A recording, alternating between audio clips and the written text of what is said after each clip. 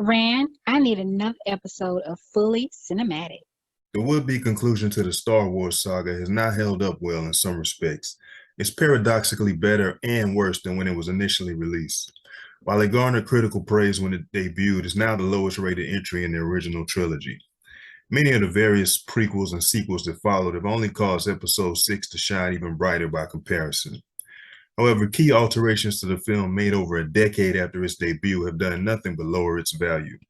But the original version more than warrants a discussion and a rewatch after editing out all the book add-ons. So make your light speed calculations, grab a jug of blue milk, and keep your eyes peeled for Imperial blockades as I get into Return of the Jedi. And oh yeah, there will be spoilers. When we last saw our favorite faction of the Rebel Alliance, the members were thrown into total disarray by their encounter with the Galactic Empire's 501st Legion and barely escaped with their lives, or processing units still functioning. Smuggler turned city administrator, mayor of Bespin, Lando Calrissian, had made the difficult decision to abandon his city and by extension the life of legitimate independence he created for himself, rather than to accept the ever-changing terms of imperial tyranny. Wookiee pirate Chewbacca had just witnessed his closest friend being used as a guinea pig in an experimental procedure before being carted off to one of the galaxy's most ruthless gangsters. Princess Leia Organa had just lost the love of her life whom she'd fallen for a couple of days beforehand. Protocol droid C-3PO had just been reassembled after being shot into pieces. And Jedi in training Luke Skywalker had learned that the mass murderer ultimately responsible for the deaths of his mentor, aunt and uncle, and several of his friends was in fact the father who he'd always believed to be a hero, immediately following his hand being cut off by that very same man. Which brings us to the opening crawl, giving way to an Imperial Star Destroyer traveling through the vastness of space, per usual. But this time there are three of them. These particular destroyers are en route to a new unfinished Death Star. A full complement is assembled to pay their respects to Darth Mother Vader himself, who's come to oversee the weapon's completion. Immediately after disembarking from his Lambda-class shuttle, the Dark Lord gets straight to business, dismissing an Imperial commander's kissing to inform him that the Emperor has scheduled a visit. Meanwhile, on the planet Tatooine, R2-D2 and C-3PO make their way to the entrance of a stronghold belonging to notorious gangster Jabba the Hutt, who was only briefly mentioned in Star Wars, for those lucky enough to have missed a special edition of A New Hope. Upon arriving at the front gate, 3PO lives down to his established character by knocking softly before proclaiming that no one's home, and thus they should halt. But before he can pull off a cowardly retreat, the entrance droid emerges from a hatch and questions the pair. Allowed admittance, the most famous robot team in cinematic history rolls/shuffles along dark corridors, ushered on by sumo-bellied Gamorrean guards. Granted an audience with Jabba himself after insisting that they were instructed to deliver the message only to the head slug in charge, the Golden Protocol unit reveals that they've come to deliver a memorandum from Luke Skywalker. R2 projects the pre-recorded holographic missive of the young rebel commander, politely greeting the body-positive crime boss before requesting an audience in order to negotiate for the life of Han Solo, who was frozen in carbonite during The Empire Strikes Back and has been on display on Jabba's wall ever since. He also offers the droid duo his gifts, which prompts Goldfinger to angrily conclude that his squat counterpart is playing the wrong message. For the first time, the former moisture farmer refers to himself as a Jedi, a title that the Hutt's major domo, Bib Fortuna, tells his boss doesn't fit the young rebel. A dancing girl procured for Jabba's amusement shimmies and shakes to the sounds of the Max Rebo band. But when she rejects the Kingpin's advances, he drops her down a trap door to take her chances against his gargantuan pet Rancor Patissa, a 5-meter-tall carnivorous predator with long claws and powerful jaws.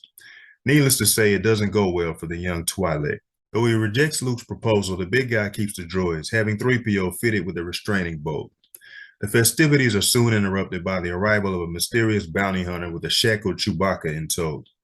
After a bit of haggling, the skip tracer rejects Jabba's offer of 25,000 credits for the Wookiee, insisting that he pay 50, pulling out a thermal detonator to make the point. Impressed by the tracker's ingenuity and ruthlessness, J Boogie makes a final offer of 35, which is accepted. That night, the man chaser sneaks into the display chamber and unthaws Solo. And though Han doesn't recognize the face due to the blindness caused by the carbonite freezing process, his liberator removes her mask, revealing herself to be none other than Princess Leia of Alderaan. Unfortunately for the lovebirds, their reunion is short-lived, as Jabba anticipated just this type of fuckery and catches them red-handed, imprisoning them both after laughing at his former smuggler's attempt to talk his way out of their predicament. After reuniting with Chewie in the dungeon, Han's informed by his furry best friend that Luke orchestrated his entire rescue, prompting the Corellian to chuckle at the supposed Jedi's delusions of grandeur. Sometime later, after the despot had fallen asleep, the front gate opens just enough to admit a lone figure. When confronted by the guards, he dissuades them from impeding him by manipulating them psychologically using the Force. When he walks into the light, it becomes clear that we're seeing Luke Mother Skywalker. Viv gets the same treatment, and when he wakes his employer, the pudgy arch-criminal immediately recognizes that his weak will is under the influence of a Jedi mind trick. Removing his hood, the black-clad interloper tries the same ploy on the rotund rogue, who explains that the maneuver is ineffective against Hutts. The man in black calmly lays out his offer before warning his flabby host not to underestimate his power. As Leia, dressed in a golden earth-tone bikini while chained to Jabba by her neck, and an undercover Lando using the alias Tamtel Screech, look on silently. Jabba has a big hearty laugh at his lone challenger's gall and cuts 3PO off before he can warn him about the trap door. When Luke uses the Force to draw a blaster toward him, a quick-thinking guard grabs his arm and the hapless Gamorrean falls into the pit along with Luke when Jabba drops him into the hole and the giant slathering jaws make short work of the squealing sentinel. Facing off against a space T-Rex without so much as a blaster, much less a lightsaber, finally shakes the son of Vader's implacability, and he frantically searches for a makeshift weapon. Settling on a large bone belonging to some poor sap who pissed the hut off long ago, Luke dodges, bobs, and weaves before being scooped up in a giant leathery hand, heading straight to a gaping maw full of nasty drooling teeth. Managing to slip the bone into his mouth vertically as the crowd above cheers it on, Luke takes advantage of the creature's preoccupation and puts some distance between himself and the Rancor when it loosens its grip. However, the bone proves to be merely a temporary distraction and is snapped in half by impossibly strong jaws in no time. Spotting the door mechanism on the distant wall, Luke draws on his famous aim to hit it with a skull that he tosses like a major league pitcher, dropping the teeth of the portcullis into the head of the advancing beast, killing it almost instantly. Enraged by the simultaneous loss of his deadly pet and the realization that his prisoner just literally snatched victory from the jaws of defeat, Jabba orders Skywalker and his famous compatriots brought before him. Reunited with Han for the first time in who knows how long, Luke advises Jabba Jaw to take the easy way out. Wiped the Jabba's caravan hovering across the doomed sea as Han discloses that some of his vision has returned. Resigned to his fate, the freighter captain is assured by Luke that he won't be dying.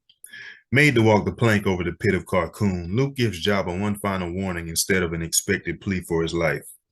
Displaying newfound skills, he somersaults off said plank as R2, who'd been tasked with selling drinks to the onlookers, launches a lightsaber which was concealed within him. Catching it and igniting the green blade immediately afterwards, Luke gives Jabba's goons the business with the weapon he created himself in order to replace the one he inherited from his father when Vader severed his sword hand. Still disguised as a skiff guard, Lando immediately joins the fray but is knocked overboard when the vehicle is rocked from a cannon shot. Once the resultant chaos ensues aboard the sail barge, Leia uses the opportunity to wrap her chain around her captor's neck and strangles out of him. Outside, Boba Fett uses his jetpack to fly from his skiff to Luke's to confront him.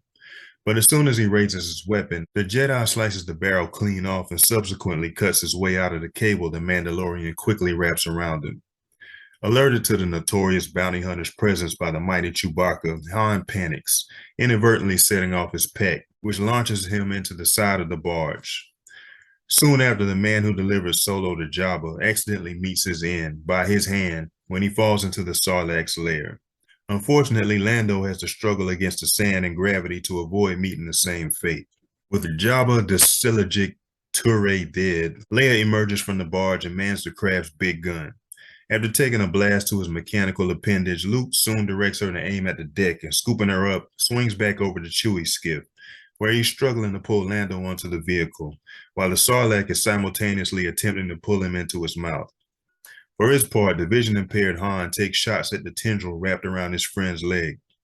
When Lando's finally secured, the group grabs the droids via magnet, R2 having pushed 3PO overboard before rolling off himself. Splitting up once more, Lando, Han, Leia, and 3PO head off to rendezvous with the rebel fleet, while Luke and R2 proceed to Dagobah. Meanwhile, the Emperor's arrival on a nearly completed Death Star is greeted with an assembly of officers, pilots, Imperial Royal Guardsmen, assorted troopers, and Darth Vader. In Yoda's home, the diminutive Jedi lets his final student know that he doesn't require further training and only needs to confront Vader again in order to be worthy of joining his ancient order. Though Yoda tries to weasel out of giving his apprentice a straight answer regarding his lineage, Luke eventually wrangles a confirmation out of him. And as he lay dying, the 900-year-old sensei reveals that Luke is not, in fact, the only remaining member of Vader's family. After the Grand Master becomes one with the Force, Luke is visited by the ghosts of Star Wars past as Obi-Wan Kenobi reveals that he has a sister who was hidden from their father after offering up a bold justification for initially lying to Luke about his paternity, in order to manipulate him into unknowingly killing his own father instead of getting his own hands dirty. At the Alliance's mobile HQ, Mon Mothma lays out the fleet's battle plan to the assembled rebels before weirdly spacing out, while lamenting the fact that an untold number of Bothan spies died delivering the new Death Star schematics. We learn that Lando has been promoted to the rank of general and will be leading the attack on the battle station. Just as General Solo is assembling a crew of saboteurs for a mission on the ground, Luke arrives and volunteers alongside Chewie and Leia. Aboard a stolen Imperial Lambda-class craft, the shuttle Tidarium, Luke worries that his presence will lead to their detection by Vader as they attempt to slip through Imperial defenses.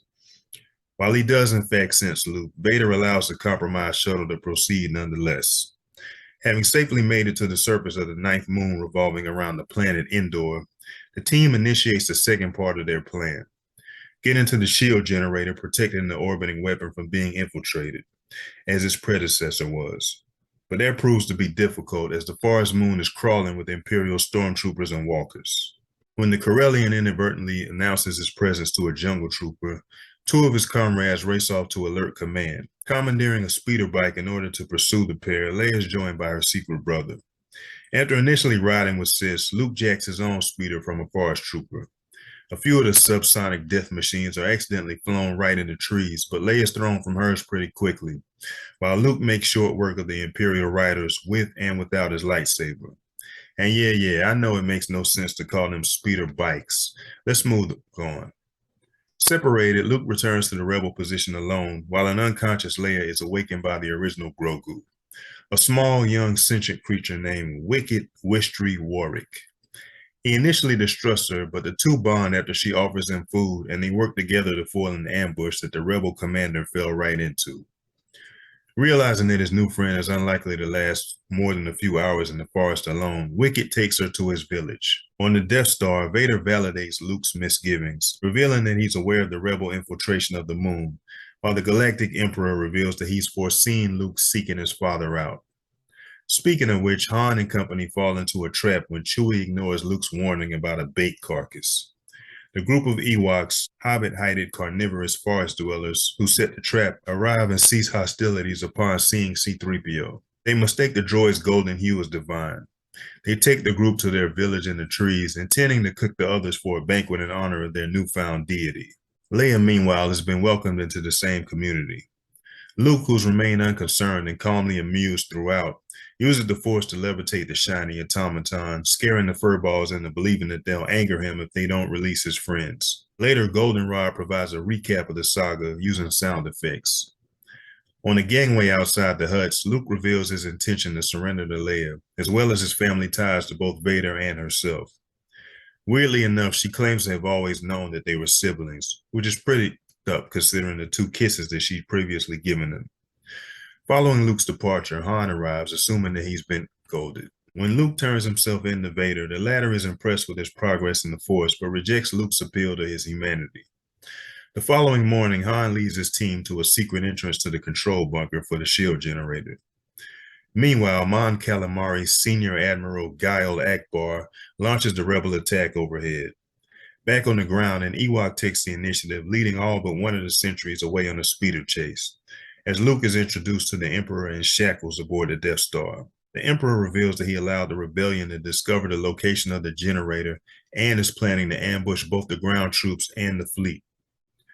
Lando, realizing the trap from the pilot seat of the Millennium Falcon, orders evasive maneuvers, while Akbar utters his most famous line, Chewie and company are captured but are soon liberated by an Ewok ambush, Imperial technology proving no match for their familiarity with the terrain. Wedge Antilles and his fellow X-Wing pilots find out the hard way that the Death Star is, in fact, fully operational when it destroys a couple of Alliance cruisers. R2's attempt at hacking into the bunker results in him shorting out after being grazed by a blaster bolt. Switching tactics, Lando orders the fleet to engage the Star Destroyers at point-blank range, giving them more cover from the station's primary weapon. In the throne room, Luke gives into the dark side and attempts to cut the Emperor down with his lightsaber, but is blocked by his father. Chewie and a couple of Monchichis commandeer an AT-ST, helping to turn the tide even further in Rebel favor, but Leia gets shot. Though Luke initially refuses to fight, Vader presses his attack, goading him constantly. The ground troops use the walker to trick the Imperials into exiting the bunker, while Vader divines that Luke has a twin sister who he plans to turn as a plan B. Enraged, Luke fully embraces the dark side, severing Vader's hand. Horrified at what he's becoming, he soon stops himself and throws his weapon down, refusing to fight once and for all, which is when the Emperor breaks out the lightning, shocking it out of the young Jedi.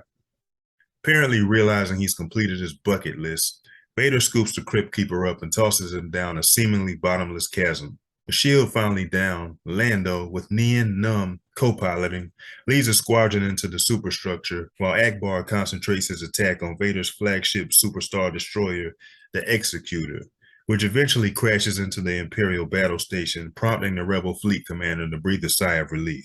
Ready to die, Vader has Luke remove his mask, revealing his face to his son for the first time. Elsewhere, Lando and Wedge reach the main reactor, targeting it and setting off a chain reaction that destroys the station after they emerge from its interior. After returning to the moon, Luke burns Darth Vader's body on a pyre and subsequently joins the celebration in Wicked's village, as Ewoks and Alliance fighters rejoice together, now that the Empire's weapon of mass destruction and its force-capable leadership has been destroyed. The special edition updates are anything but improvements. Harrison Ford is noticeably fatter despite being in suspended animation since The Empire Strikes Back. Come on, it was only 3 years. Carrie Fisher's got her whole jug out in a string bikini for sake. And Boba Fett's death is just lazy. And don't get me started on the jarring CGI effects added to Jabba the Hutt's throne room scene, which are nothing short of atrocious. Absolutely no one was asking for a louder, more in-your-face performance from the Max Rebo band, accompanied by the otherwise all business, all the time Boba Fett, now electing to flirt with bottle service girls. And the updated Sarlacc effects are straight up dishwater. The Graboids from the Tremors movies and Audrey from Little Shop of Horrors would have been vastly superior options to this pasted-in eyesore that neither seems the least bit tangible nor comes across as the sinister and deadly sandcracking of Tatooine legend. Last and absolutely least of all, Darth Vader's cringe-inducing bellow of no in the Emperor's throne room is not only unintentionally comical, it destroys all of the scene's tension and undermines the menace that made him such a compelling character in the first place. Vader's original silent, swift but calculated decision to dump his boss over a railing was not only perfectly on brand, it likely got a hell yeah from a young Steve Austin. It makes zero sense for a notoriously stoic and battle-hardened warrior with the blood of billions on his hands, including his own former friends and family, to be so overcome with emotion that he makes an involuntary outburst as though he were helpless to prevent his greatest fear from coming to fruition, which he clearly isn't, given that he immediately prevents his greatest fear from coming to fruition by taking action and throwing Palpatine to his death. That said, there is a lot to admire about the original version. How has Episode 6 improved, you ask? The subsequent introduction of fathiers, crystal foxes, Gungans, and all-around lapses in logic and consistency seen in later movies have rendered the single most controversial element of the film a relative non-issue by comparison. While the Ewoks used to inspire accusations of naked greed and cynicism by a certain studio, Lucasfilm has proven in filmmaking, as in life, one should always be careful what one complains about, for things can always be much, much worse. In retrospect, Wicked and company do represent a plausible threat to the Empire's occupation force on the Endor moon. Imperial overconfidence was at an all-time high and no match for guerrilla fighters familiar with the environment. How exactly would an AT-ST withstand the force of 2 colossal tree trunks impacting it from both sides?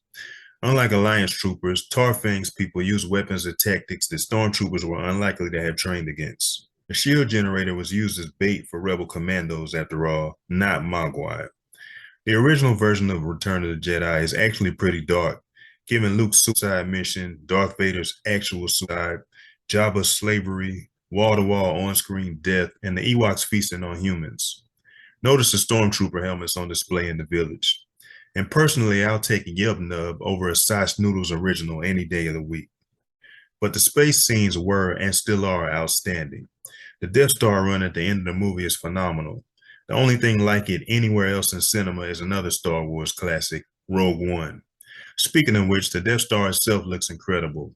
As redundant as it is, the unfinished Death Star 2.0 looks so much better than the final product, seen in Star Wars in this aforementioned prequel. Better still, the dogfight in space was the absolute best of any movie of any era, until Rogue One came along. The fact that it was done without the benefit of CGI is outstanding. And even though Boba Fett was given an ignominious demise, he was still unique and hadn't yet been recycled dozens of times, nor retconned into being merely one member of a planet-wide culture of lookalikes. That same principle applied to the Skywalkers. At the time, Luke and Vader were the only two characters we'd seen with cybernetic replacement parts. There was no Darth Maul, General Grievous, Rothgar Dang, or Fennec Shan running around being classified as more machine than man. Return of the Jedi features the two best Star Wars entrances ever, spotlighting not one but both of the Skywalker boys. His armor polished to showroom-ready reflectiveness, the Dark Lord of the Sith had never looked better. Darth Vader fulfills the prophecy that he'd bring balance to the Force for the second time. The first was 20 years earlier in Revenge of the Sith, and in spectacular fashion, as he allows his son to beat him in the fight, which is really the only way Luke had any chance at all, given that Vader had not one but two Force mentors and had been a Force practitioner for about 30 years before Luke ever even saw a lightsaber, and ultimately behaves like any real father of any galaxy. Think about the revelations regarding Vader's progeny and consider the ramifications in context of the suffering he willfully inflicted on the heroes during the first two films. If the movie isn't complicated, the man certainly is. At least he is until his actions defy all logic, common sense, and even the slightest semblance of actual human behavior in the prequel trilogy. Jabba the Hutt is stupendous as the absurdly overweight drug kingpin. He shows that you don't have to carry a gun, wear an expensive suit, or even be human to be a gangster. He also introduces us into the Star Wars universe. It's impossible to ignore the strippers and slaves, wearing collars attached to chains no less, roaming around his palace. When you see the hate in Princess Leia's eyes, it's clear that she'd felt more than Jabba's gaze. The Emperor is at his best, and the stoicism of his silent, red-clad Imperial Guard is a nice, ominous touch. By the way, Ian McDiarmid gives the first of several magnificent performances in the role. Lando Calrissian becomes the hero and quite possibly proves that Han Solo is not the best pilot to have manned the controls of the Millennium Falcon. And the fact that Return of the Jedi is the first and still only film in which the black guy saves the galaxy makes it worth sitting through all the special edition nonsense. It's also nice to see what Luke has become, and a little chilling to see what he may be becoming. Take note of his clothing color of choice, for example.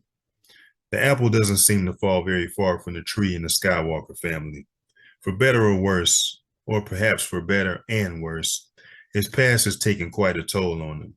The excitable kid that couldn't wait to leave the farm in Star Wars is gone forever. There's a moment in the Emperor's throne room when Luke realizes just how much he has in common with his father. And you have to wonder how many of their similarities are genetic and how many stem from the fact that they were both guided and misled by Masters Yoda and Obi-Wan Kenobi. For a time, the movie was officially titled Revenge of the Jedi. There are plenty of posters with that title still floating around eBay. Supposedly, the title was changed because the thinking was that vengeance is out of character for Jedi. The fact is, vengeance seems to be exactly what Obi-Wan Kenobi and Yoda have in mind. According to a Los Angeles Times interview with Star Wars and The Empire Strikes Back producer Gary Kurtz, certain script ideas, such as Han Solo being killed in the middle of the movie and ending the film with Luke Skywalker walking off like Clint Eastwood in the spaghetti westerns, quote unquote, were abandoned because the happier ending was thought to be more conducive to increased toy sales. Oh well. Shout out to everybody who hit the like button and subscribe to the channel. But I've had enough of this conversation. I'm logging off to watch Return of the Jedi again. Fully cinematic. Luke Skywalker.